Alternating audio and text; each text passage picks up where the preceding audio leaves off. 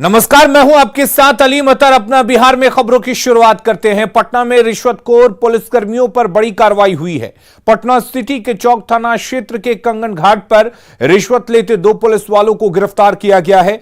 SSP Manavjit Singh Dhillon ने बालू लदे ट्रैक्टर के चालक से अवैध वसूली कर रहे चौक थाने के दारोगा कन्हैया तिवारी और ड्राइवर शिव नारायण यादव को रंगे हाथों गिरफ्तार किया है। पुलिस ने बालू लदे दोनों ट्रैक्टरों को जब्त कर लिया है और ट्रैक्टर चालकों को भी हिरासत में लिया है। तलाशी के दौरान घूसखोर दारोगा कन्हैया तिवारी के पास से रिश्वत के 900 रुपए और ड्राइवर शिव नारायण यादव के पास से 400 रुपए बरामद किए गए। वहीं थाने ने पदस्थापित अन्य पुलिस पदाधिकारियों की भी जमकर फटकार लगाई। पुलिस ने आरोपी दारोगा कन्हैया तिवारी और पुलिस ड्राइवर शिव नारायण यादव पर प्राथमिकी दर्ज कर उन्हें जेल भेजने की बात दोहराई है। तो इस सूचना के आधार पर जब सत्यापन के लिए लोग गए तो वहाँ पर पाए कि गश्ती गाड़ी के साथ 2 ट्रैक्टर खड़े थे।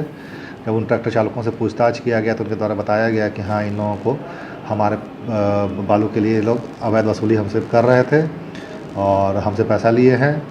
और इस क्रम में जब इन लोगों की तलाशी ली गई तो इनके दोनों के पास से जो पदाधिकारी थे कन्हैया तिवारी, उनके पास से 900 रुपये के आसपास कुछ बरामद हुए और लगभग 400 रुपये ड्राइवर नारायण यादव के पास से बरामद हुए। मोकामा में गंगा में डूबने से 3 किशोरों की मौत हो गई। बताया जाता है कि 6 दोस्त एक साथ गंगा स्नान करने गए थे। उनमें से एक डूबने लगा। उससे बचाने की कोशिश में 2 और किशोर डूब गए।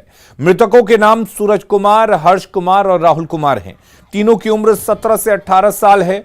सभी मृतक मोकामा थाना क्षेत्र के मूल दियारा टोला के निवासी थे। स्थानीय लोगों ने शवों की तलाश तेज कर दी है। प्रशासन ने गोताखोर मंगवाए हैं।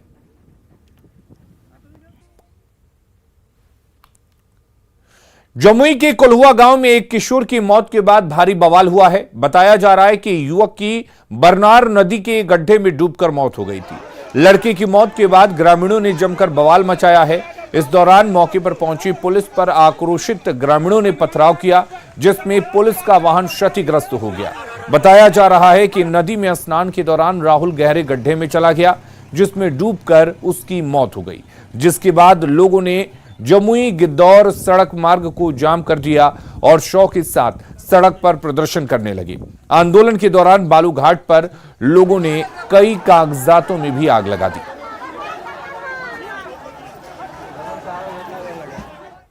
मर जाएगा, सब बच्चे लोग सब डूब के मर जाएगा। इस तरीके से सभी को छठ पूजा होता है, जानवर जलाने जाता है, 100-200 जानवर चलाता है हमारे गाँव का।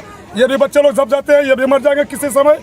तो इसे घाट को बंद करवा दिया हुआ जाए और गड्ढा जो है इस गड्ढा को जो है झापा हुआ जाए। सरकारी नियमावली है कि 3 मीटर का गड्ढा किया जाए, वहां 40 फीट गड्ढा कर दिया गया, जिसके कारण आज एक बच्चा राहुल कुमार जिसका मौत आज बालू घाट के गड्ढे में डूब करके उसका मृत्यु हो गया। आज सभी ग्रामीण और परिजन उस बच्चे के मृत्यु से काफी आक्रोशित हैं। और वहीं बाढ़ में न्यूज 18 से एक्सक्लूसिव बातचीत में सीएम नीतीश ने बड़ा बयान दिया है। सीएम ने कहा कि जल्द ही बाढ़ को जिला बनाया जाएगा। आपको बता दें कि यहां के लोग काफी दिनों से जिला बनाने की मांग कर रहे थे। आज भी जितने लोग सीएम से मिले सभी ने पुरानी मांग दोहराई, जिसके बाद सीएम ने आश्वासन दिया कि जल्द ही उनकी मांग पूरी की जाएगी। बाढ़ से मेरा क्या लगाव है? सबसे पहले हम तो यहीं से न सांसद बने, और जब हम एमएलए भी थे तब भी आकर के पूरा इलाका में घूम करके यहाँ की समस्या को लेकर के करते रहे। और अंत में हम 89 से तो आप लोगों को मालूम है ना, और तब से लगातार हम घूमते रहे, हम काम करते ही रहे। यहाँ पर सब कुछ हुआ है और यहाँ के लोगों की जो इच्छा हम तो उसको पूरा करते ही रहे और करेंगे भी। अब एगो सब मांग जो जिला वाला करते रहते, तभी कुछ दिन के बाद हम लोग इन सब चीज़ों के बारे में अब करेंगे। जब तक बाढ़ को कैसे छोड़ेंगे, इसीलिए उसके बारे में कुछ सोचना नहीं है। और सीएम नीतीश कुमार आज दूसरे दिन बाढ़ पहुंचे हैं, जहां वे बेलची और अतमलगोला में अपने पुराने कार्यकर्ताओं से संवाद कर रहे हैं।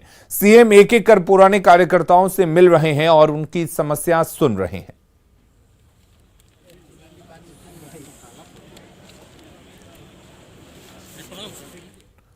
और रुक करेंगे इस वक्त एक बड़ी खबर की, और ये बड़ी खबर एमएलसी चुनाव से जुड़ी हुई है। एमएलसी चुनाव पर वीआईपी का बड़ा ऐलान सामने आया है। 7 सीटों पर प्रत्याशी उतारेगी पार्टी। जेडीयू के सभी उम्मीदवारों को समर्थन की घोषणा की है मुकेश सहनी की पार्टी वीआईपी ने। बीजेपी की कई प्रत्याशियों को भी समर्थन देने का ऐलान किया गया है। एनडीए में रहते हुए 7 सीटों पर चुनाव लड़ने का ऐलान वीआईपी की तरफ से किया गया है।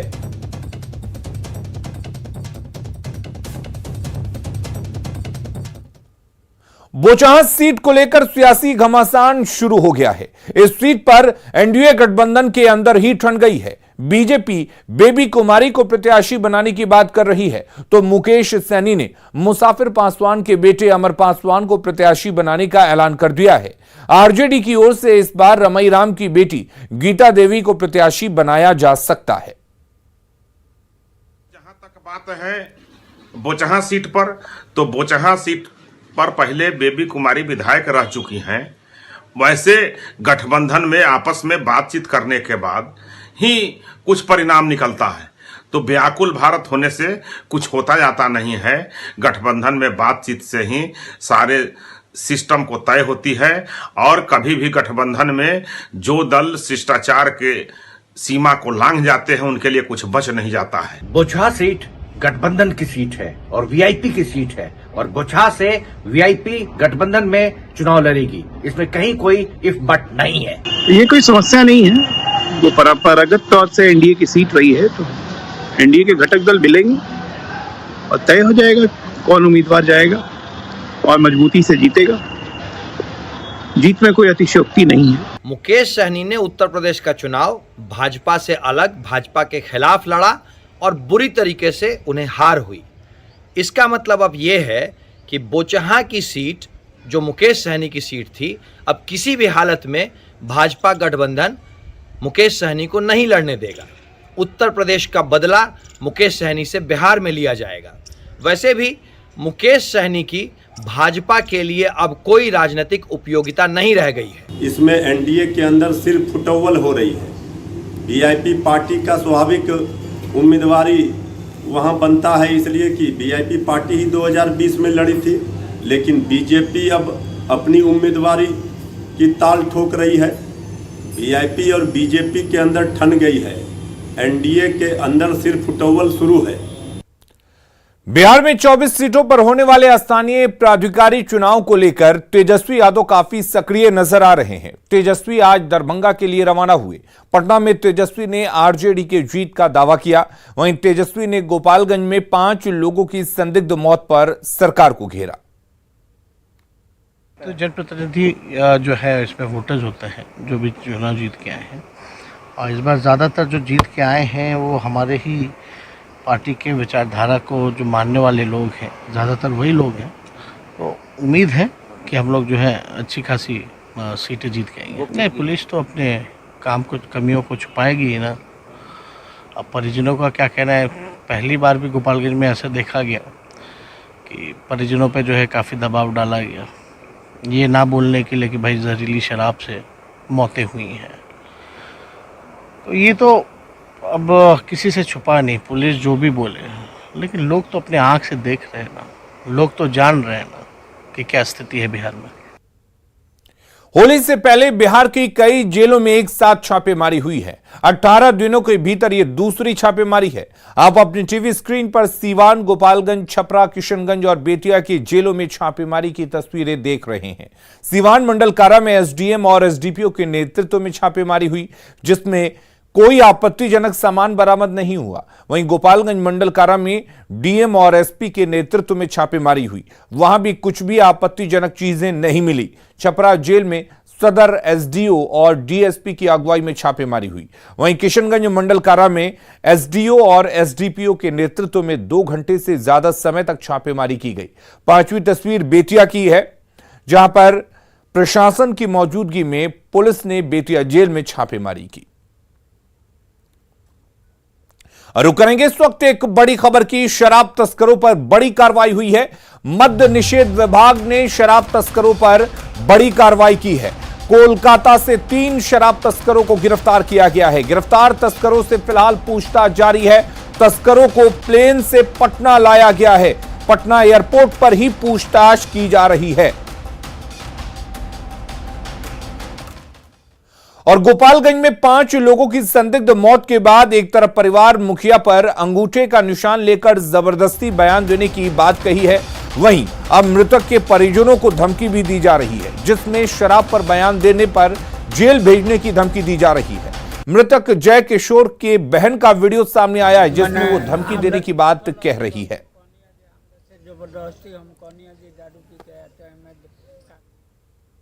उतार कौन भाई हमें हमको माजिद भाई हमें तू के हो तुम छोट भाई तब बोलता रहे कि कहाँ दारू बेचला पता बा तो हमको नहीं कि हमारा ये काम बा कि हम दारू के देखा था नहीं रहो लोग के कानून के रक्षक है लो लोग के काम देखल कहाँ बिकाता कहाँ का होता कौन चीज ड्यूटी करता है रहो लोग देखी तो बोलता है कि ढेर साइकोलॉजी पढ़ ले बारू हम साइकोलॉजी पढ़ ले बारी कि ढेर बोल लो तो अंदर कह दे तो हमको तो ले चली कहाँ ले चले को अंदर कोनो डर बात ले चली जहाँ ले चले को तहाँ ले चली तो चुपचाप मुंह बंद कर रहा लोग सब जना।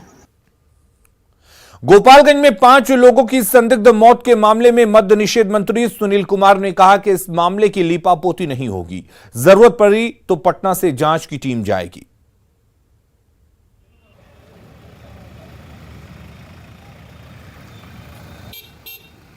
मामले की छानबीन पुलिस कर रही है। जहाँ तक हमें पता है कि पुलिस उसमें गहराई से छानबीन कर रही है और जो भी सच होगा वो सामने आएगा। कहीं से कोई लीपापोती नहीं होगी, लेकिन मामला अभी छानबीन हो रही है गहराई से। कटिहार में जिला प्रशासन ने शहर की निगरानी के लिए 32 जगहों पर सीसीटीवी कैमरा लगाया है, जिससे अब असामाजिक तत्वों पर निगरानी रखी जा सकेगी। शहर में बढ़ते क्राइम के बाद प्रशासन ने यह कदम उठाया है।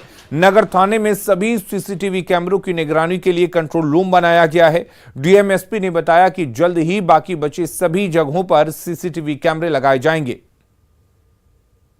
शहर के सुरक्षा व्यवस्था अब 32 कैमरों के हवाले होगी। बढ़ते अपराध के बाद कटिहार पुलिस के द्वारा ये नायाब कदम उठाया गया है और आपको दिखा सकते हैं ये एक कंट्रोल रूम बनाया गया है। इस कंट्रोल रूम में इस तरह से 32 कैमरा अलग अलग मोड में सेट है, जो कि शहर के तमाम प्रमुख जो चौक चौराहा है उसके सुरक्षा व्यवस्था की निगरानी में लगा हुआ है। जिलाधिकारी और एसपी खुद आए थे और इसका उद्घाटन किए विधिवत। निश्चित तौर पर कटिहार में कुछ दिनों से क्राइम का ग्राफ बढ़ा है। हालांकि पुलिस लगातार इन क्राइमों का उद्भेदन करते रहा है। ये कैमरा जो लगने से अब जो शहर के सुरक्षा व्यवस्था और मुस्तैद होगा और लोगों को जो अपने सुरक्षा के प्रति जो सवाल उठ रहा था उसमें और आसानी होगी। सुब्रत, न्यूज़ 18 कटिहार। पटना में सीमांचल क्षेत्र से जुड़े 5 सूत्री मांगों को लेकर युवाओं ने एनआईटी पटना से गांधी मैदान तक पैदल मार्च किया। क्या कुछ है इनकी मांगे, देखिए पटना से हमारी संवाददाता रितु रोहिणी की रिपोर्ट। पटना की सड़कों पर आज कुछ युवा सीमांचल के लेकर के, सीमांचल में जो एएमयू है किशनगंज में, उसको लेकर के 5 सूत्री अपनी मांगों के साथ सड़कों पर उतरे हैं। तो सीधे तौर पर इनसे ही जानते हैं कि इनकी क्या मांगे हैं और आज इस वक्त में सड़कों पर उतरने की क्या वजह। सबसे पहले आपका नाम और कहाँ से हैं आप? जी, मेरा नाम हसन जावेद है और हम किशन से हैं। क्यों इस तरीके से जो आप लोग ये बैनर पोस्टर के साथ उतरे हैं, क्या आपकी बेसिक मांगे? देखिए, हमारी 5 बेसिक मांगे हैं, जिनमें से सबसे पहले एक यूनिवर्सिटी की मांग है, अलीगढ़ मुस्लिम यूनिवर्सिटी, जिसके लिए 224 एकड़ जमीन अधिग्रहित है। 136 करोड़ रुपए जो है फंड जारी किया हुआ है, लेकिन यूनिवर्सिटी का निर्माण नहीं हो रहा, जिसकी वजह से आज हमारे इलाके के बच्चे पढ़ाई के लिए पलायन कर रहे हैं। और नीति आयोग ने भी माना है कि देश का सबसे पिछड़ा जिला किशनगंज है शिक्षा के मामले में, और ह्यूमन डेवलपमेंट इंडेक्स के मामले में पूरा सीमांचल सबसे पीछे है, जहाँ पे रेलवे नेटवर्क नहीं है। चचरी पुल के सहारे लोग जाते हैं, बाढ़, बरसात, कटान, भसान, धसान यहाँ की सबसे बड़ी समस्या है। तो हम लोग चाहते हैं कि पूर्णिया एयरपोर्ट भी बने, जिसके लिए 2014 में पीएम ने खुद घोषणा की थी पूर्णिया एयरपोर्ट पर। तो ये जो है हम लोग के मुख्य मांग है। उसके अलावा अररिया जू का भी मांग है जो प्रस्तावित है। मुझे ये बताइए, क्योंकि ये सीमांचल क्षेत्र से जुड़ा हुआ मसला है, तो ऐसे में पटना की सड़कों पर क्यों उतरे हैं, क्या वजह है यहाँ राजधानी की सड़कों पर? देखिए, ये मामला सीमांचल का नहीं है, ये मामला पूरे भारत का है और बिहार का अस्तित्व का सवाल है। अगर ये अलीगढ़ यूनिवर्सिटी किशनगंज में अगर बन गया होता तो कोई यूक्रेन नहीं जाता, हम दिल्ली नहीं जाते हैं, हमें और अदर स्टेट में जाने की ज़रूरत नहीं पड़ता। हमारा बिहार के लोग हमें उसी किशनगंज में जाते और वहाँ के जो लोग पूरे बिहार का ये शान होता और हम लोग वहीं पर ही शिक्षा दीक्षा पाने के लिए, उच्च शिक्षा पाने के लिए हमें किशनगंज जाना चाहिए। तो आपने सुना इन लोगों को, ये सीमांचल से जुड़े लोग हैं जो आज पैदल मार्च पर निकले हैं पटना कॉलेज से, NIT घाट से लेकर के गांधी मैदान तक। और सीधे तौर पर इनकी 5 सूत्री मांगे हैं कि अलीगढ़ मुस्लिम यूनिवर्सिटी किशनगंज और पूर्णिया का जो एयरपोर्ट है उसको लेकर के ये मांग को लेकर के आज सड़कों पर उतरे हैं। न्यूज़ 18 के लिए ऋतुरोहिणी, पटना। जहानाबाद में कई ऐतिहासिक धरोहर हैं, उसमें से एक है घेजन का बौद्ध मठ, जहां बुद्ध के जन्म से महापरिनिर्वाण तक का चित्रण है। जहानाबाद के घेजन ग्राम की ऐतिहासिकता सालों पुरानी है।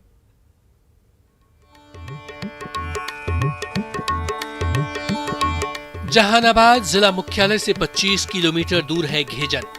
ये गांव रत्नी फरीदपुर ब्लॉक में पड़ता है। घेजन में कई पुरातात्विक अवशेष इन सभी तथ्यों की पुष्टि करते हैं कि गांव ऐतिहासिक है। 563 ईस्वी पूर्व वैदिक ब्राह्मण एवं शैव्य धर्म मगधांचल के प्रचलन में था। समकालीन घेजन इन सभी धार्मिक धाराओं का केंद्र बिंदु बना। घेजन में बुद्ध की योग मुद्रासन में 5 फीट लंबी एवं 4 फीट चौड़ी विशालकाय काले पत्थर की मूर्ति मिली है। मूर्ति आभूषणों से युक्त मुकुट धारण किए हुए है। शिला एवं शिलालेख भी ज्ञात हुआ है, लेकिन गांव के लोग प्रशासनिक उदासीनता का आरोप लगाते हैं। महात्मा बुद्ध यहाँ आए थे, उनका यहाँ मठ था, यहाँ से बहुत बड़ा जैसे कि इनका संचालन होता था धर्म का। यहाँ का राजा जो था इनका बौद्धिस्ट था। और ये जो मूर्ति प्रतिमा जो है ये राजगीर के कोई जैसे कि माने राजा थे जो इनको दान में दिए थे। घेजनगढ़ में अन्य कई मूर्तियां मिली हैं, लेकिन इन सब के बावजूद यह गांव पर्यटन के क्षेत्र में अपनी पहचान नहीं बना पाया, जिसका गांव के लोगों को मलाल है। जहानाबाद जिले के रत्नी प्रखंड का जगह है ये घेजन। यहाँ पर बुद्ध की प्रतिमा है जो दंडवत अवस्था में है। माना जाता है कि गौतम बुद्ध को जब ज्ञान की प्राप्ति हुई थी उसके बाद यहाँ वो आए थे और तब से ये प्रतिमा यहाँ स्थापित है। लेकिन गांव बदहाल है, संसाधनों की कमी है, सड़कें हैं नहीं और पर्यटन स्थल का क्या विकास होगा जब सड़क ही नहीं है। राजीव रंजन विमल, न्यूज़ 18, जहानाबाद। लखीसराय में आयोजित 3 दिवसीय फाल्गुन महोत्सव के पहले दिन शहर के नया बाजार स्थित गौशाला प्रांगण से भव्य शोभा यात्रा निकाली गई, जो शहर के सभी इलाकों से होकर गुजरी। शोभा यात्रा का आयोजन श्याम मंदिर निर्माण कमेटी की तरफ से किया गया, जिसमें बड़ी संख्या में मारवाड़ी समाज के लोग शामिल हुए। यात्रा में विभिन्न प्रकार की झांकियां भी शामिल थीं।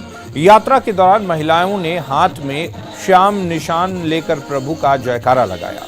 फाल्गुन महोत्सव में लखीसराय से बाहर बसे मारवाड़ी समाज के लोग भी हिस्सा ले रहे हैं।